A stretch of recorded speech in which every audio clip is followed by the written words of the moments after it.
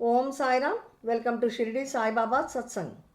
Today, millions of devotees from all over the world visit Shirdi to receive Sai Baba's divine blessings, take part in the festivals, pujas, aartis, and experience the well organized facilities of this sacred place. While all of this is undoubtedly made possible by Baba's divine grace, a major part of the contribution came from one of his most devoted, selfless, and visionary followers, Radhakrishna Mai. In this episode, we learn about Radhakrishna Mai's divine vision, her deep devotion, strong determination, and unwavering love for Baba, all of which shaped Shirdi into the spiritual center that we see today. This information is based on chapter 9 of Sri Shirdi Sainath Bhagavatam, written in Telugu language by Srimati Pavani Nirmala Prabhavati ji. Radha Krishnamai was a deeply spiritual and dynamic devotee of Sai Baba.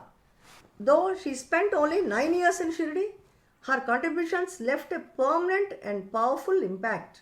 Many of the devotional traditions, worship practices, and organizational systems in Shirdi today were introduced through her vision and tireless service. Mai firmly believed that Sai Baba was not just a saint but a divine king Maharaj who deserved to be worshipped with the highest form of reverence.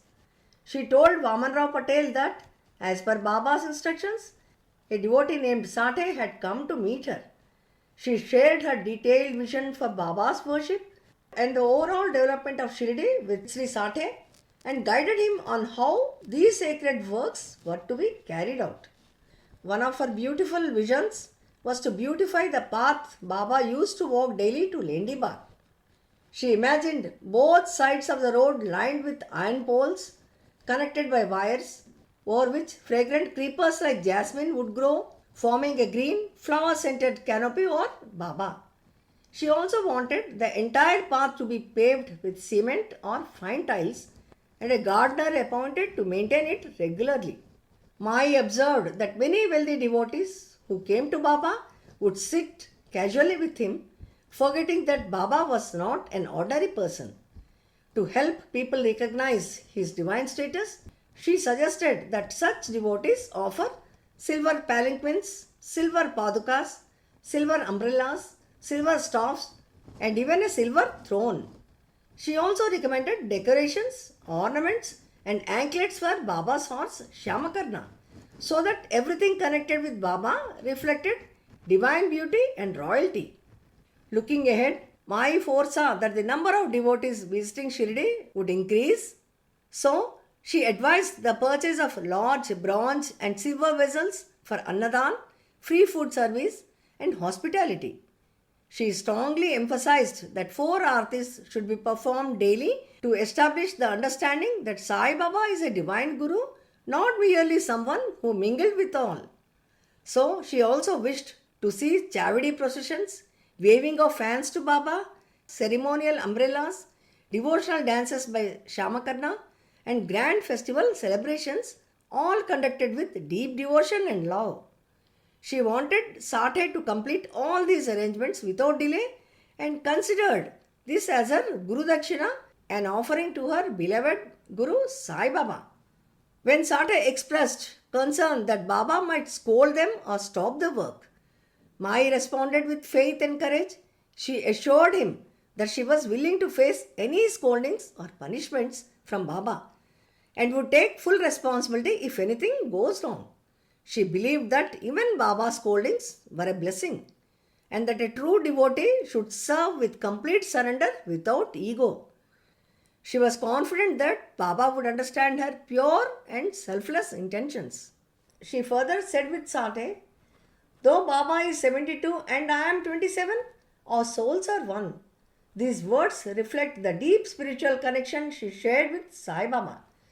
Inspired by her conviction, Sate was fully convinced and promised to begin the work as guided by her. Later, Radhakrishna Mai told Vamanrao Patel that many of her suggestions had been implemented. Regular aartis began, devotee participation increased, sandalwood paste and Chavidi processions started, and festivals started celebrating in a grand and devotional manner. Much of the spiritual atmosphere and organized devotion we see in Shirdi today is rooted in her vision, dedication, and hard work. It was also Radhakrishna Mai who first lovingly addressed Baba as Sai Maharaj, a name that continues to be lovingly echoed in every Sai temple and in each devotee's heart through the powerful chant Anantakoti Brahmanda Nayaka Rajadiraja Yogiraja Parabrahma Sri Sachidananda Sadguru Sainath Maharaj Ki Jai. She was also the one who introduced the practice of non-stop chanting of Baba's name for a week, known as Nam Saptaha, bringing collective devotion to new heights.